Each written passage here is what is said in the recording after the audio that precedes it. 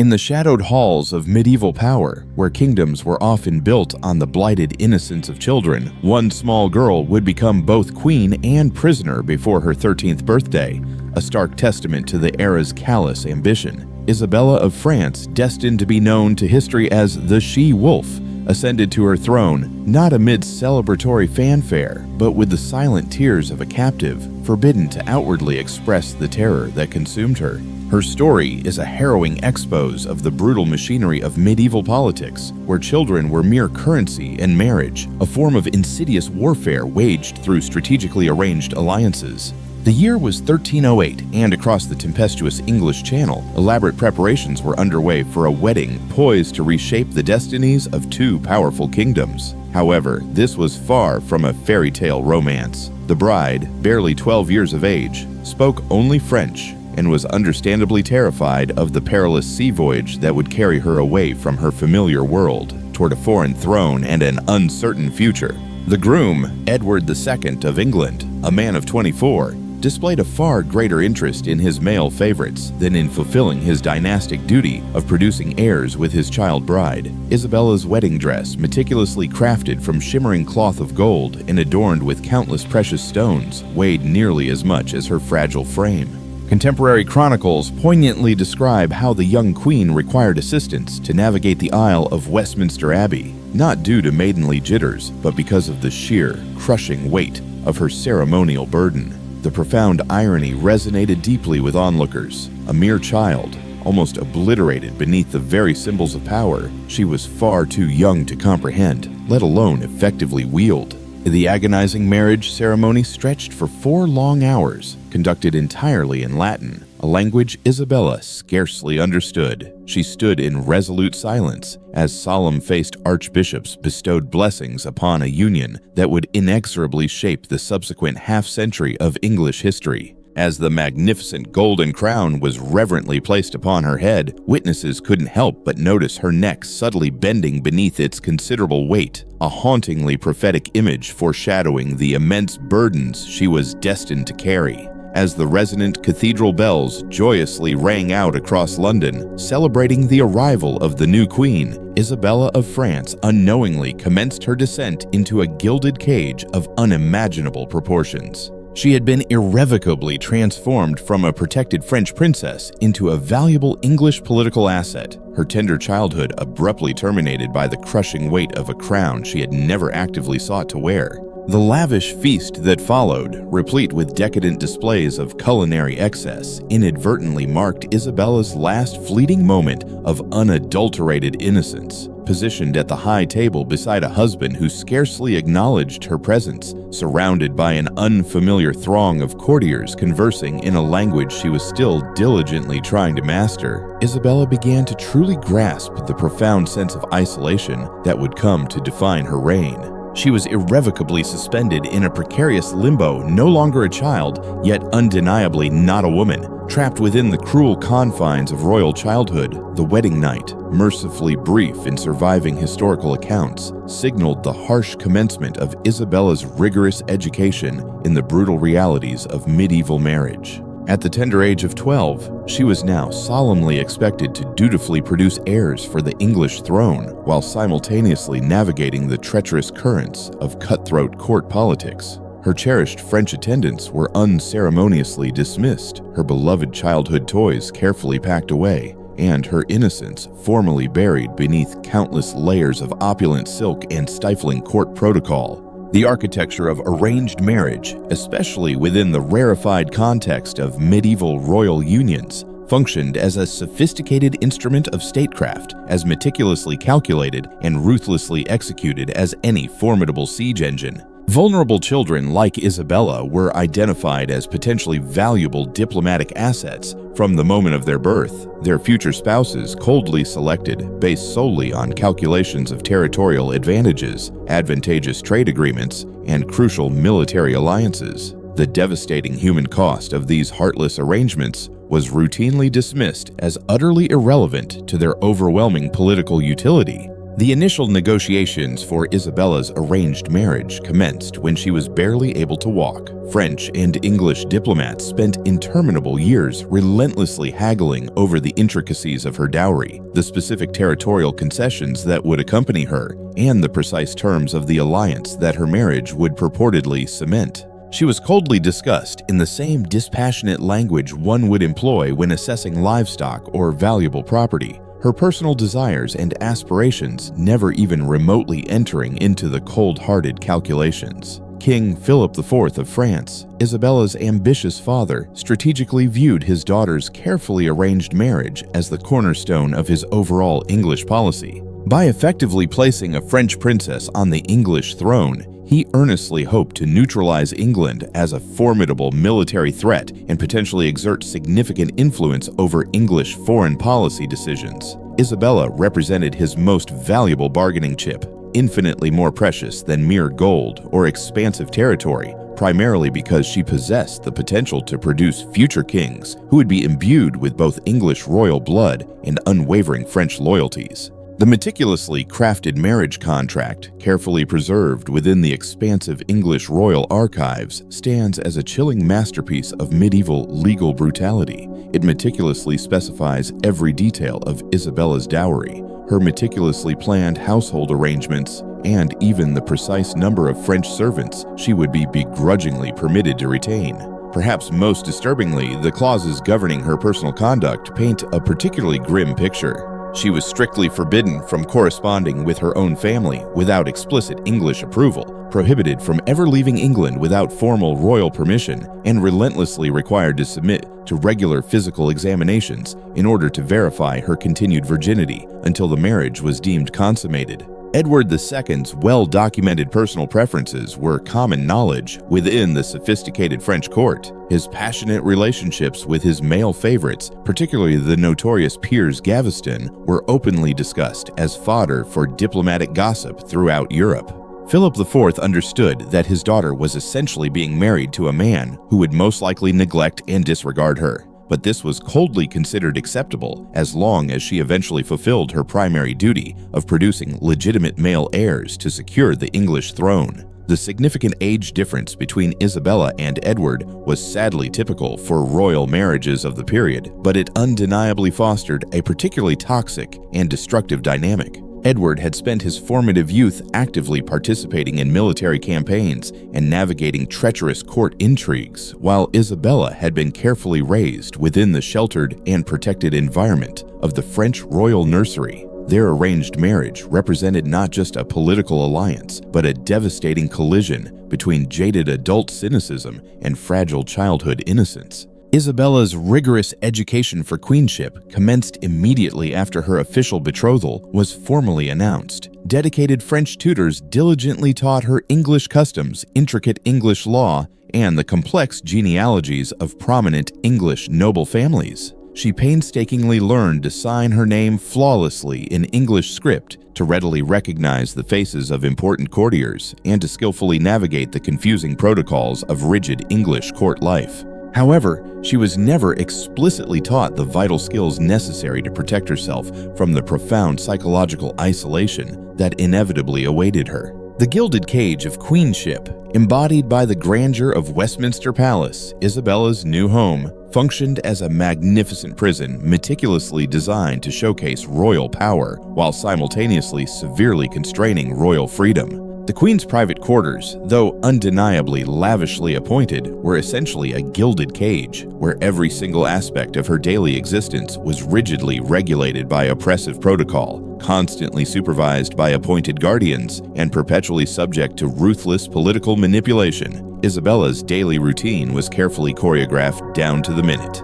She was awakened each morning by the somber sound of distant chapel bells, attended obligatory morning prayers alongside her assigned English ladies-in-waiting, consumed prescribed foods at a designated time for breakfast, and spent her days actively engaged in pursuits deemed strictly appropriate for a queen. Reading was permitted, but only carefully vetted books approved by her English guardians. Music was encouraged, but exclusively songs that wouldn't evoke painful reminders of her cherished homeland, France. The young queen's personal correspondence was monitored with the relentless thoroughness of a sophisticated military intelligence operation. Every single letter she received was meticulously opened and scrutinized by English officials before ever being delivered to her. Her own letters were similarly subjected to intense scrutiny, with any passages deemed even remotely politically sensitive either ruthlessly censored or used as potential evidence of disloyalty. This suffocating surveillance even extended to her private conversations, with several of her English ladies-in-waiting covertly functioning as informants for the king's powerful council. Profound physical isolation further compounded Isabella's already unbearable emotional imprisonment. The queen's private quarters were strategically located in a separate wing of the expansive palace, accessible solely through heavily guarded corridors and closely monitored doorways. She was strictly forbidden from casually walking in the palace gardens without assigned escorts, could not visit the bustling kitchens or stables without formal permission, and was absolutely prohibited from leaving the palace grounds without a full-blown royal procession that necessitated days of meticulous planning and formal approval. Isabella's troubled relationship with Edward II during those early years was primarily characterized by polite indifference, occasionally punctuated by shocking moments of inexplicable cruelty. The king, entirely consumed by his obsessive passion for Piers Gaveston, heartlessly treated his young child bride as merely an inconvenient political necessity. He would often go for weeks without directly speaking to her, instead communicating through various intermediaries, even when they were physically present in the same room. The devastating psychological toll of this demeaning treatment manifested in observable ways that contemporary chroniclers noted with increasing concern. Isabella, once charmingly described as a lively and intelligent child, gradually became withdrawn and eerily silent. She began to exhibit increasingly noticeable nervous habits, such as compulsively biting her nails until they bled, incessantly pulling at her hair during formal ceremonies, and startling violently at the slightest unexpected sounds. These were all clearly visible signs of a fragile mind under immense and unrelenting stress. Food gradually became both a source of comfort and a metaphorical battlefield for the beleaguered young queen. The elaborately prepared meals served in her private quarters were often left completely untouched, not necessarily from a lack of appetite, but from the growing realization that eating in public was essentially a carefully orchestrated performance, where even the smallest gesture would be meticulously analyzed for hidden political significance. Isabella learned to conceal her gnawing hunger, just as she diligently hid her profound homesickness, maintaining a fade of unwavering royal dignity while slowly starving, both emotionally and physically. The scandalous Piers Gaveston affair. Perhaps no single aspect of Isabella's early queenship proved more profoundly humiliating than her husband's utterly blatant infatuation with Piers Gaveston, a charismatic Gascon knight whose overwhelming influence over Edward II scandalized medieval England.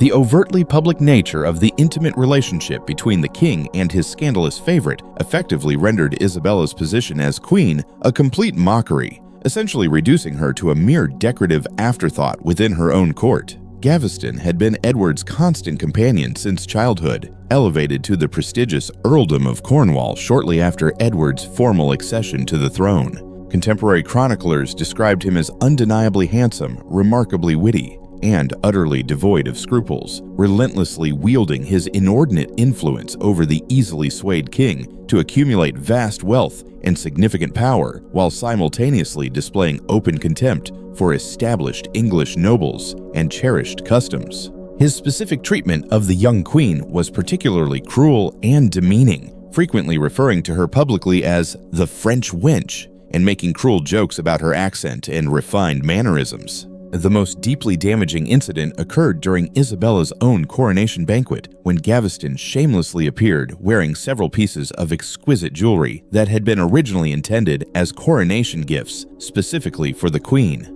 The audacious Earl had somehow convinced Edward to give him Isabella's own presents, including a magnificent ruby necklace that had been meticulously crafted specifically for the momentous occasion. Isabella was then forced to silently watch her own husband's favorite parade her stolen jewelry for all to see, while she herself sat stoically beside them, maintaining unwavering royal composure despite the deeply personal and public humiliation. Edward's blatant favoritism toward Gaveston even extended to matters of deeply ingrained state protocol, directly undermining Isabella's legitimate queenly authority. During formal court ceremonies, Gaveston was intentionally seated at the king's right hand, the position traditionally and exclusively reserved for the queen.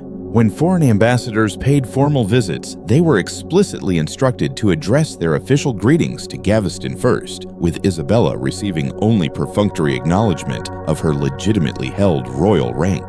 The pervasive sexual nature of Edward and Gaveston's scandalous relationship, while never explicitly documented, was nonetheless widely assumed by contemporary observers. Chronicles from that tumultuous period openly describe the two men sharing private chambers, exchanging intimate gifts, and displaying physical affection that undeniably shocked even the relatively tolerant medieval court. For Isabella, silently witnessing her husband lavish on another man the very attention and affection she so desperately craved served as a constant and painful reminder of her own perceived inadequacy and overall irrelevance. Isabella's horrified French relatives, deeply disturbed by persistent reports of her mistreatment, attempted multiple diplomatic interventions. King Philip VI sent increasingly angry letters to Edward II, demanding better treatment for his beloved daughter, even threatening to withdraw critical French support for ongoing English military campaigns if Isabella's precarious position was not immediately improved. Unfortunately, these well-intentioned interventions only served to worsen Isabella's already dire situation, as Edward increasingly resented any suggestion that he should in any way alter his established behavior to accommodate foreign criticism. The Gaveston affair ultimately taught Isabella crucial, albeit painful, lessons about the intricate nature of wielding power and the profound ruthlessness required to merely survive within the treacherous realm of medieval politics. She learned to carefully observe, to meticulously remember perceived slights, and to strategically plan for future opportunities to finally settle outstanding scores. The deep humiliation she was forced to endure during those early years would ultimately fuel her dramatic transformation from a victimized child bride into the formidable she-wolf of France, capable of bringing down both kings and their favored companions alike. The mechanics of medieval child marriage, the prevalent institution of child marriage among medieval royalty, undeniably operated according to carefully developed legal and societal frameworks that consistently prioritized cold political utility over any semblance of human welfare. Isabella's personal experience vividly illuminates the disturbingly systematic ways in which vulnerable children, particularly young girls, were callously transformed into mere political instruments long before they were even old enough to fully comprehend their intended fate. Canon law, the influential religious legal framework governing Christian marriage, technically required both parties to actively consent to the marital union. However, for vulnerable children like Isabella, this explicit consent was automatically considered granted by their parents or designated guardians. The very concept of informed consent, as it is rightfully understood today, was effectively meaningless within a system where children's own preferences were legally irrelevant and practically unthinkable. The consummation of royal marriages was routinely a matter of intense public concern, meticulously monitored and documented with uncomfortable thoroughness. Isabella's arranged marriage to Edward II was not officially consummated until she reached what medieval physicians deemed physical maturity, around the age of 15. However, the excruciating 3-year delay between the wedding ceremony and the official consummation undeniably created its own unique form of psychological torment, as Isabella languished in a precarious limbo between tender childhood and expected wifehood, constantly subject to regular medical examinations in order to verify her continued virginity. Medieval medical understanding of child development was undeniably primitive and often dangerously misguided. Court physicians routinely prescribed treatments specifically intended to artificially accelerate Isabella's physical maturation, including untested herbal preparations and restrictive dietary regimens that modern medicine would readily recognize as potentially harmful. The young queen was unceremoniously subjected to regular examinations of her physical development, conducted by male physicians in the presence of numerous court officials, experiences that would be universally recognized today as acts of systematic abuse. The cold political calculations underpinning Isabella's coerced marriage even extended to the precise timing of various crucial milestones. Her first pregnancy was strategically planned to coincide with demonstrably favorable astrological conditions and conducive political circumstances. When she sadly failed to conceive immediately after the formal consummation of the marriage, court astrologers and physicians were consulted to determine the optimal timing for future attempts, treating the young queen's reproductive capacity as merely a matter of state security. Isabella's carefully curated household during those tumultuous years was deliberately constructed to serve primarily political rather than personal needs. Her assigned English ladies-in-waiting were specifically selected for their family's unwavering loyalty to Edward II, rather than for their ability to provide companionship or comfort to a profoundly homesick teenager. Her cherished French attendants had been systematically replaced with English personnel, severing her very last connections to the comforting culture and familiar language of her former childhood. The devastating psychological impact of this disturbingly systematic isolation was further compounded by the complete absence of any legitimate concept of childhood trauma or accessible mental health care. Isabella's obvious distress was routinely interpreted through the myopic lens of supposed female weakness, rather than recognized as the natural and understandable response to prolonged systematic abuse. When she undeniably displayed multiple symptoms of what modern psychology would readily diagnose as clinical depression and severe anxiety, medieval observers erroneously attributed her deteriorating condition to either an excess of so-called feminine humors or insufficient religious devotion. The birth of heirs and the heavy weight of dynasty, Isabella's initial pregnancy, finally achieved when she reached 17, dramatically transformed her from merely an ornamental queen into a crucial dynastic vessel. The child she carried within her womb represented not only the very future of the English throne, but also a much-needed vindication of her marriage's original political purpose. However, pregnancy within the restrictive confines of medieval courts was undeniably fraught with inherent dangers, both medical and political, essentially turning what should have been a joyous and celebratory time into a period of intense scrutiny and constant anxiety.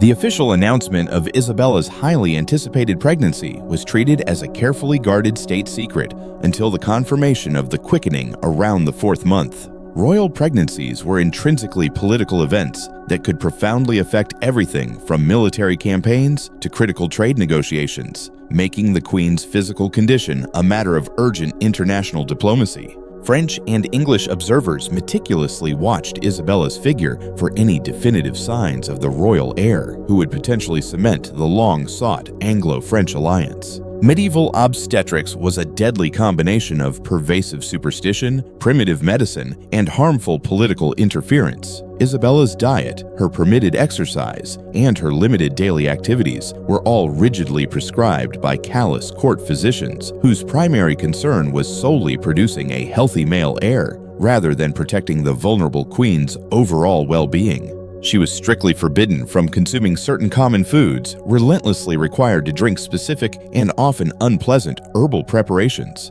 and regularly subjected to invasive physical examinations that consistently prioritized the developing child's well-being over her own comfort or personal dignity. The birth of Edward III in 1312 was undeniably a moment of triumphant celebration that briefly elevated Isabella's overall status at court. She had finally fulfilled her primary function as queen, dutifully producing a male heir who effectively secured the royal succession and successfully validated her arranged marriage. However, this seemingly joyous success came at a devastating personal cost, as Isabella's fundamental role as a loving mother was immediately subordinated to her coerced function as a mere royal breeder, with gleeful courtiers already openly speculating about when she might manage to produce a second son. Isabella's personal relationship with her infant son was deliberately mediated through multiple layers of stifling protocol and harmful political calculation. Royal children were routinely raised by appointed nurses and tutors rather than by their own parents, and Isabella's limited contact with young Edward III was strictly confined to formal ceremonies and carefully supervised visits, a forced separation that conveniently served the pervasive political function of preventing undue maternal influence over future royal policy. Tragically, the boy who would eventually become recognized as one of England's greatest warrior kings barely even knew his own mother during his crucial formative early years. The immense pressure to produce additional heirs relentlessly continued throughout Isabella's fertile years, with each subsequent pregnancy meticulously monitored with the same calculated intensity as a military campaign. Court physicians meticulously tracked her menstrual cycles, prescribed dubious fertility treatments, and provided supposedly expert advice on the optimal timing for future conception attempts. When pregnancies sadly ended in devastating miscarriage, as several inevitably did, Isabella faced not only profound personal grief, but also vicious political criticism for failing in her fundamental royal duty. The psychological toll of this intensely medicalized approach to motherhood was undoubtedly severe. Isabella was constantly expected to outwardly display maternal affection during carefully staged public ceremonies, while simultaneously maintaining a cold, emotional distance that would conveniently allow her children to be ruthlessly used as mere political pawns. When her young daughter Joan was callously betrothed in infancy to a Scottish prince, Isabella was officially required to publicly celebrate the politically advantageous arrangement, while privately grieving the profound loss of yet another beloved child to the insatiable demands of political necessity. The dispenser tyranny and growing rebellion following the brutal execution of the despised Piers Gaveston by rebellious barons in 1312, Edward II's capricious affections transferred to the even more dangerous Hugh Despenser the Younger, whose corrosive influence would prove even more destructive than that of his notorious predecessor. The dispenser tyranny, as it was unflatteringly called by contemporary chroniclers, inadvertently created the volatile conditions that would irrevocably transform Isabella from a passively victimized figure into an actively conspiring opponent against her own husband's deeply flawed reign. Hugh Despenser the Younger was, if anything, even more ruthlessly ambitious and insatiably acquisitive than Gaveston had ever been. Where Gaveston had been demonstrably content with mere wealth and elevated status, Despenser actively sought to seize complete control over the very machinery of the established government, relentlessly using his inordinate influence over Edward to eliminate his perceived political rivals and relentlessly accumulate unprecedented levels of personal power. His consistent treatment of Isabella was calculatedly cruel, deliberately designed to both isolate her from any potential allies and simultaneously prevent her from ever developing any independent political influence. Despenser's pervasive control over the weak-willed Edward II was so complete and absolute that the king effectively ceased to function as an independent ruler. Royal appointments, critical military decisions, and essential diplomatic policies were all invariably filtered through Despenser's unwavering influence, effectively creating a shadowy, parallel monarchy that operated exclusively for the personal benefit of one man's insatiable ambitions. This profoundly unjust arrangement effectively reduced Isabella to a mere ceremonial figurehead, dutifully present at various court functions, but consistently excluded from any meaningful role in the actual governance of the kingdom. The disturbingly systematic persecution of Isabella's dwindling supporters commenced with the forced exile of her cherished French relatives and trusted advisors. Anyone even remotely suspected of maintaining personal loyalty to the scorned queen was summarily dismissed from valuable court positions, permanently banished from England, or, in some egregious cases, arrested on completely fabricated charges. This calculated campaign of complete isolation was intentionally designed to leave Isabella utterly dependent on the fleeting goodwill of both Edward and Despenser. Bereft of any independent sources of critical support or vital information, Isabella's growing desperation manifested in increasingly bold attempts to secretly communicate with her influential French relatives. Unfortunately, several of her clandestine messengers were intercepted, their incriminating letters providing Despenser with purportedly concrete evidence of what he brazenly characterized as treasonous correspondence with dangerous foreign powers. These manufactured discoveries were then deliberately used to justify even stricter surveillance of the vulnerable queen, relentlessly reducing her freedom to move and communicate until she was effectively a prisoner within her own expansive palace.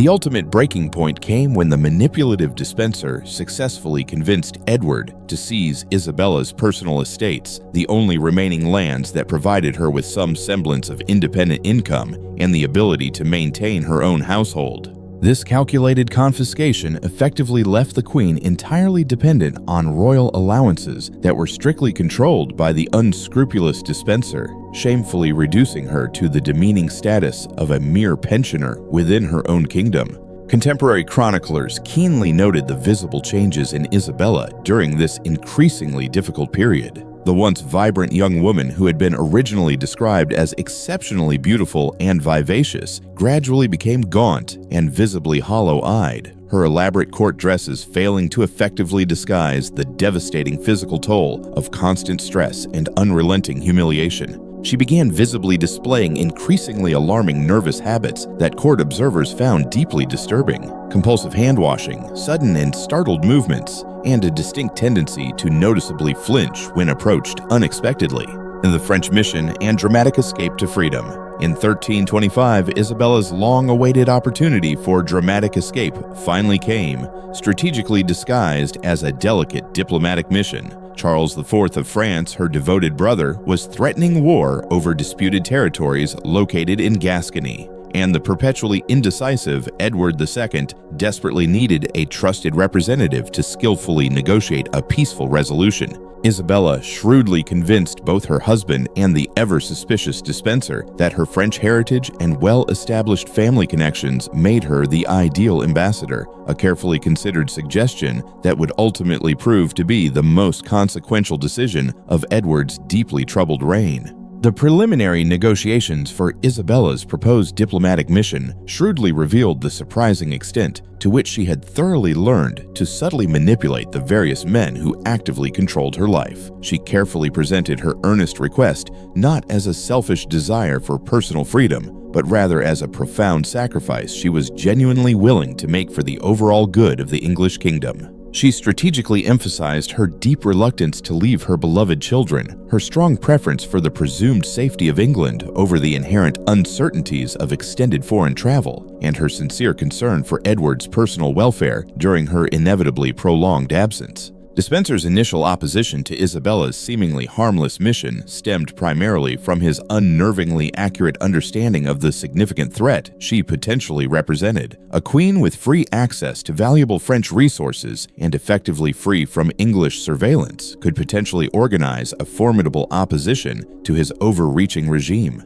However, Isabella's carefully crafted presentation of the looming diplomatic crisis, combined with Edward's desperate need for a swift resolution to the contentious Gascon dispute, eventually overcame Dispenser's well-founded objections. The exhaustive preparations for Isabella's carefully planned departure were undeniably elaborate and meticulously supervised. Her new household was hand-selected by Dispenser himself. Her detailed instructions were painstakingly written by Edward's loyal counsel, and her movements in France were set to be closely monitored by a network of English agents. What initially appeared to be a significant diplomatic triumph for Isabella was actually intended as a mere extension of her existing imprisonment, effectively conducted on foreign soil but still under strict English control. Isabella's official arrival in Paris in March of 1325 marked the first time in 17 long years that she had been effectively beyond the immediate reach of constant English surveillance. The immediate psychological impact of this newfound freedom was remarkably transformative.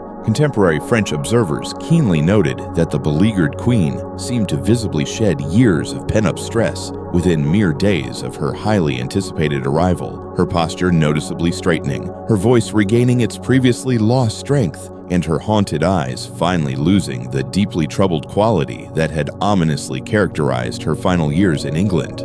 The French court's deliberate reception of Isabella keenly revealed the significant extent to which her well-documented suffering had been consistently observed and openly pitied by foreign observers. King Charles IV and Queen Jeanne affectionately treated their sister-in-law with a remarkable combination of heartfelt affection and cautious respect, fully understanding that she now represented both a significantly valuable diplomatic asset and a deeply traumatized woman who desperately needed time to slowly recover her lost strength and her shattered confidence. Isabella's subtle transformation from a diplomatic envoy into a veritable political refugee occurred gradually, as she increasingly realized that passively returning to England would undoubtedly mean resuming her previous role as Despenser's personal prisoner. Her correspondence with Edward became noticeably evasive, her diplomatic reports increasingly critical of established English policy, and her individual behavior increasingly independent of stifling English expectations and control.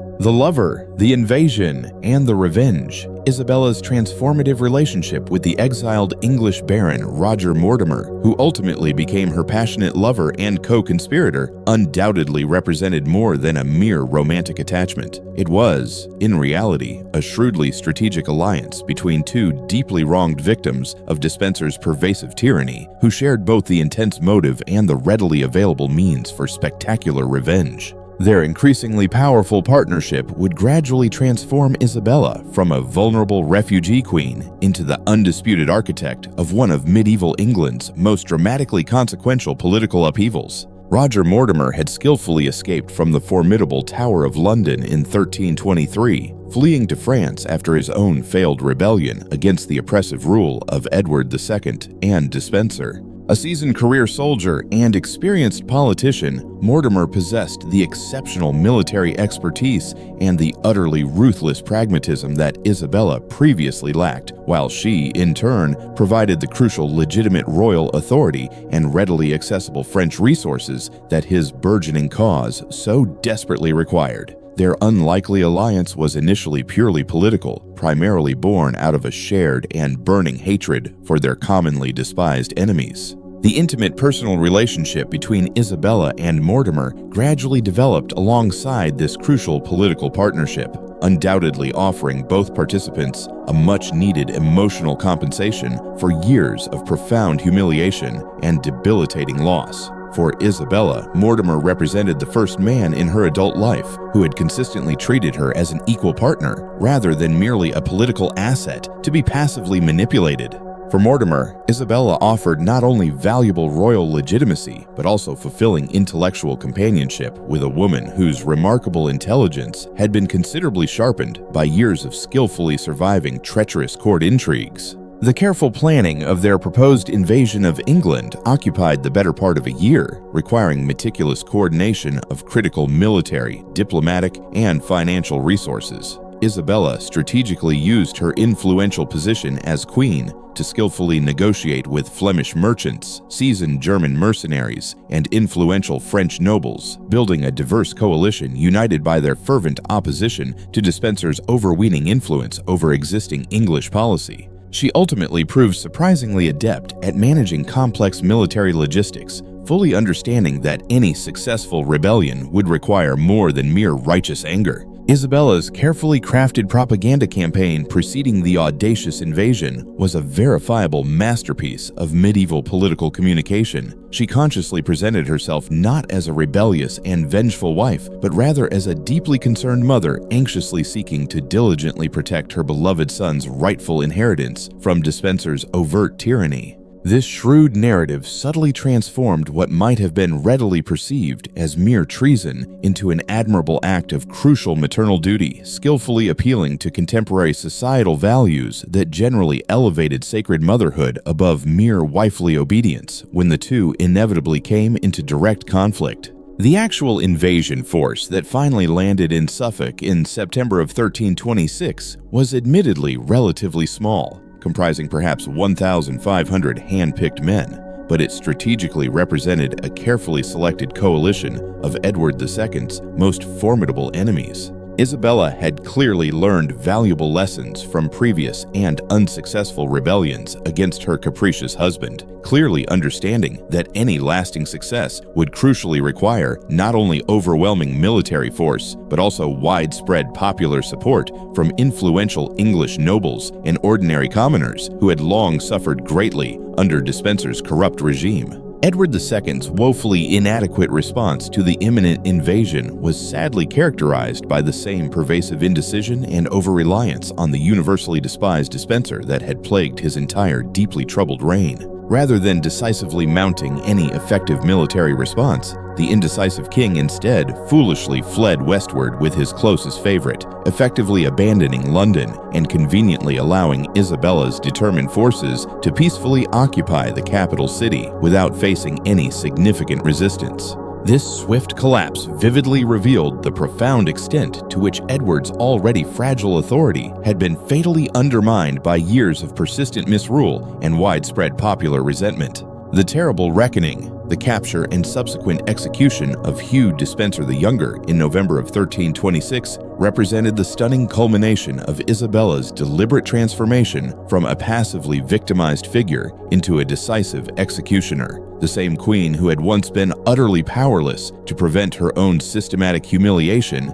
now effectively held the ultimate power of life and death over the very man who had deliberately made her life a living misery. Her methodical handling of Despenser's carefully orchestrated fate keenly revealed both her inherent capacity for calculated cruelty and her nuanced understanding of the significant theatrical aspects of medieval justice. Despenser's sham trial was deliberately conducted with all the formal trappings of legitimate legal procedure, but its ultimate outcome had been completely predetermined by Isabella's unwavering desire for complete and utter revenge. The formally enumerated charges against him meticulously included treason, tyranny, and the pervasive corruption of royal authority, but the underlying and most personally relevant crime was undoubtedly his deliberate and systematic destruction of Isabella's previously happy life. Contemporary chroniclers duly noted that the vengeful queen personally supervised the entirety of the proceedings, intentionally ensuring that every single detail of Despenser's myriad crimes was thoroughly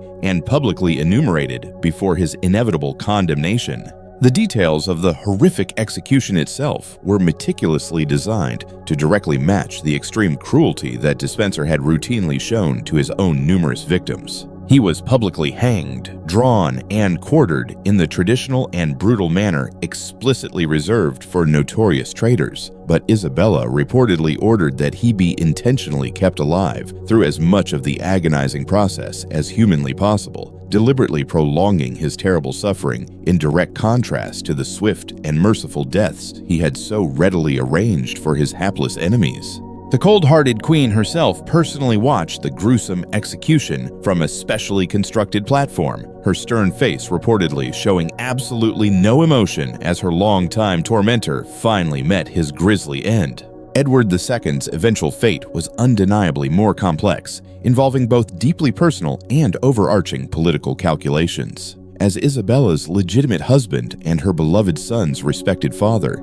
he could not be simply and unceremoniously executed like the universally despised Despenser, but neither could he realistically be allowed to freely remain as the recognized king. The carefully considered solution was ultimately forced abdication in favor of his 14-year-old son, Edward III, with Isabella and Mortimer serving as the officially recognized regents until the young king formally reached his legal majority. The carefully choreographed deposition ceremony at Kenilworth Castle in January of 1327 was strategically stage-managed to publicly emphasize Edward II's voluntary surrender of the royal crown. Isabella herself attended the carefully orchestrated proceedings, silently witnessing her husband's well-deserved humiliation with the very same composed demeanor she had displayed at Despenser's preceding execution.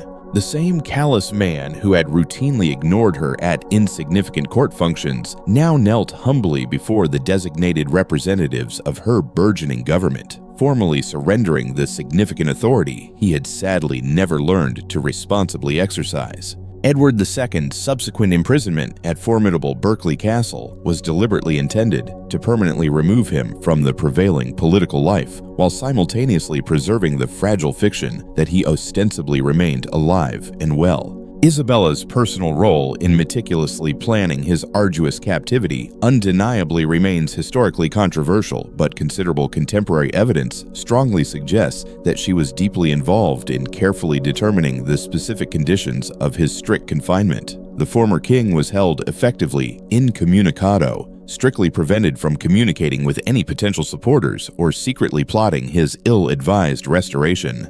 The undeniably mysterious death of Edward II in September of 1327, officially attributed to purportedly natural causes but almost universally suspected to be a calculated act of cold-blooded murder, definitively marked the final and decisive act of Isabella's carefully orchestrated revenge. Whether she personally ordered her husband's brutal killing or simply created the underlying conditions that made his agonizing death effectively inevitable, his death conveniently removed the last credible threat to her established regency and to her dutiful son's secure tenure on the coveted throne. The she-wolf's dramatic reign and ultimate downfall, Isabella's volatile regency, shrewdly conducted in close partnership with the cunning Roger Mortimer from 1327 to 1330, represented the only significant period in her previously constrained adult life when she truly wielded legitimate political power. The same woman who had been routinely treated as merely a decorative ornament for nearly 2 decades now fearlessly governed England with a shrewd combination of undeniable intelligence, calculated ruthlessness, and deliberate theatrical flair that quickly earned her the lasting nickname She-Wolf of France. The initial years of her officially recognized regency were notably marked by both competent administration and undeniably successful military campaigns. Isabella and Mortimer shrewdly ended the ruinously expensive and largely unsuccessful Scottish wars that had previously drained Edward II's limited treasury, skillfully negotiating a beneficial peace treaty that formally recognized Scottish independence in exchange for substantial financial payments. This pragmatic approach to complex foreign policy clearly demonstrated Isabella's growing understanding that effective government required more than mere royal dignity and carefully staged ceremonial displays. Isabella's increasingly visible personal transformation during those turbulent regency years was truly remarkable. Contemporary observers repeatedly noted that she appeared to grow measurably taller and significantly more commanding, her previously soft voice noticeably becoming stronger and increasingly authoritative. She began to dress both magnificently and practically, often favoring rich fabrics and elaborate jewelry that emphatically emphasized her elevated royal status, while simultaneously allowing her to move freely and actively participate in crucial government business. The highly visible relationship between Isabella and Mortimer during this transformative period was generally conducted with surprising openness, especially for the otherwise deeply secretive medieval royal circles. Rather than strictly maintaining the often artificial fiction of a purely political partnership, they deliberately appeared together at prominent court functions, routinely traveled together on official royal progresses, and made very little effort to overtly conceal their growing personal intimacy. This surprisingly transparent approach was simultaneously both politically risky and deeply liberating for Isabella, who had spent the majority of her adult life deliberately concealing her true feelings behind carefully crafted layers of stifling royal protocol. However, the early regency's very success ultimately contained the nascent seeds of its own dramatic destruction. As the young Edward III slowly approached his officially recognized 18th birthday, the already tenuous legal justification for continued maternal rule became increasingly indefensible. The maturing young king, carefully encouraged by influential nobles who deeply resented Mortimer's perceived dominance and blatantly coveted the regent's rapidly accumulated wealth, understandably began to chafe against the increasingly stifling restrictions placed upon his rightful authority. Isabella's devastating downfall came with genuinely shocking suddenness in October of 1330, when the young Edward III brazenly staged a well-planned coup at Nottingham Castle. The resolute young king, decisively supported by a select group of ambitious nobles, swiftly arrested the unsuspecting Mortimer and immediately assumed personal control of the established government. Isabella, suddenly awakened by the loud sounds of desperate struggle in the nearby castle corridors, quickly found herself a helpless prisoner of her own beloved son, the very child for whose sake she had brazenly claimed to have destroyed his long-suffering father. The genuinely poignant scene of Isabella's final confrontation with the implacable Edward III keenly reveals the complete and utter reversal of her previous fortunes. The same woman who had once commanded powerful armies and skillfully negotiated international treaties now frantically knelt before her own 18-year-old son, desperately pleading for Mortimer's very life and for her own continued freedom. Edward III's cold and pragmatic response was undeniably chilling. Mortimer would indeed die as a convicted traitor, but Isabella herself would ultimately be spared execution out of profound respect for her immutable role as Queen Mother and for her distinguished French royal heritage. Epilogue: The Forgotten Queen's Lasting Legacy. Isabella of France surprisingly lived for nearly 30 long years after her previously precipitous fall from her dizzying height of political power, ultimately spending her final decades in comfortable but closely supervised retirement at Castle Rising in tranquil Norfolk. The once feared woman who had previously been publicly called the She-Wolf of France gradually faded from prominent public memory, conveniently becoming just a mere footnote to the often more dramatic reigns of her husband and beloved son. So, as we've seen, Isabella's story is far more than just a tale of medieval power struggles and political intrigue. It's a deeply human story about resilience, survival, and the enduring strength of the human spirit in the face of unimaginable adversity. It reminds us that even in the darkest of times, hope can endure, and that even those seemingly powerless can ultimately shape their own destinies in profound and unexpected ways. Her journey, though filled with tragedy and moral ambiguity, serves as a powerful reminder of the human cost of ambition and the enduring power of the maternal bond, even when twisted by the cruel realities of power. What did you think of Isabella's journey? Did any particular part of her story resonate with you? I'd love to hear your thoughts, questions, or insights in the comments below. Let's start a conversation. And if you found this journey into the shadowed world of medieval queens and political machinations fascinating, please consider subscribing. That way you won't miss out on our next deep dive into history's captivating stories and forgotten figures. Thanks for watching.